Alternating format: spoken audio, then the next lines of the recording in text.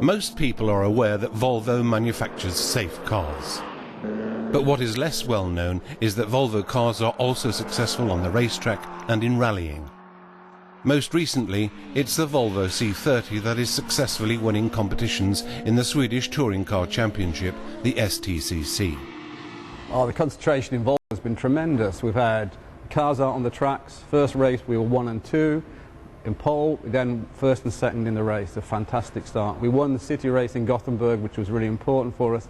And best of all, behind the scenes, the publicity we're getting through the PR reports, already in the first 2 races, were better than the whole of last year. So the result of publicising this way has worked for us. Leading up to this year's season, Volvo engineers have taken advantage of the new Drive E technology from standard cars in order to reduce wind resistance and thereby increase speed. A normal customer, what he wants is a very fuel-effective car. He wants a very safe car.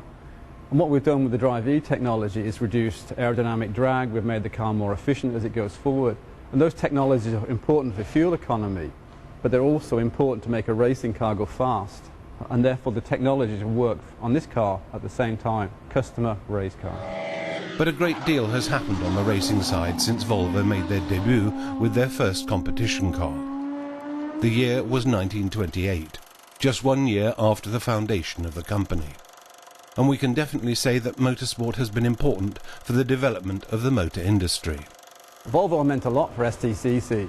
We've been with the series all the way through. We were the first with the E85 as a fuel and therefore lifted the whole series image around the world. We're developing the C30, a new Swedish developed car for the series, and therefore we're a strong supporter. But also we've helped to promote STCC around the world. We've been to Thailand, we've been to England showing this car and the series it comes from. So we've meant a lot. And over the years it can be seen that Volvo has been relatively successful on racetracks around the world. In total they have won 3 European and 2 World Rally titles.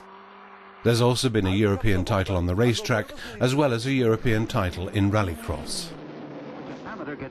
Amongst the many rallies that Volvo cars have won over the years, the RAC Rally in England, the Acropolis Rally in Greece and the Safari Rally in Kenya are amongst the most notable.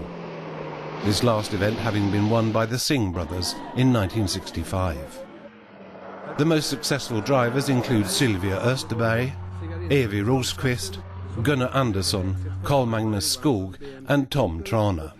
Motorsport's going to go to smaller engines, same amount of power but much better fuel economy. And if we can present those small engines in a good way to the public, they're going to be equally excited about those engines as they are about V8s today. The Volvo 343 wrote the next chapter in Volvo's motorsport history. In 1977, Per Inge Valfridsson surprisingly drove home the Swedish Championship in rallycross, driving the 343. In 1979 too, Valfridsson was again crowned Swedish champion. The Volvo 240 Turbo also had major successes, something that in 1985 resulted in a European Championship title for the Brancatelli-Thomas Lindström partnership. The same year, Per Sturesson also won the first Open DTM title. The British Touring Car Championship, the BTCC, saw Volvo on the starting grid in 1994. It started, in fact, with the Volvo 850 Estate, which was the first car with a catalytic converter for cleaning exhaust emissions in a racing context, something that caused a great deal of attention at the time. Later on, the saloon version was introduced, followed by the S40. Richard Rydell was the driver who made most starts for Volvo in the BTCC, and in 1998, Richard was eventually crowned champion. When we talk about motorsport in 2009, it's principally a question of the Swedish STCC and the Volvo C30 that is now run on environmental fuel, E85 ethanol, and that in the racing version develops more than 290 brake horsepower. Last year the C30 won 2 races and was the 3rd best make of car overall. This year, naturally, the goal is to achieve even better results. We've got 2 basic goals this season. One is to win, as you know.